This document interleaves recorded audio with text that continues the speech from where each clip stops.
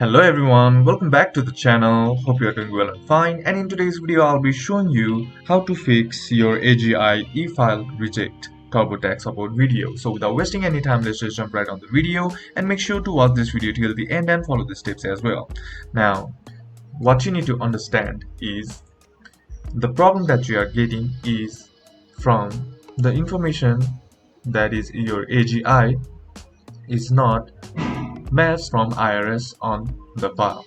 So if the information is not matched, you will be facing this problem. Now in order to fix it, what you need to do is just simply find your primary 2020 form 1040 and then head over to line 11. And once you are here on the line 11, you will be seeing your AGI, that is adjusted gross income.